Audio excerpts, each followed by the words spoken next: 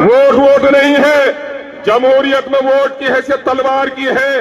ये तलवार किसे देनी है? दगाबाजों को हमने दिया है, गर्दनें हमारी काटी गई हैं। अब हमने तय कर लिया है, जो मेरे दर्द की आवाज बनेगा, मेरे वोट का वही हकदार बनेगा। इसलिए हमारा एक एक वोट एमआईएम के हक में जाएगा।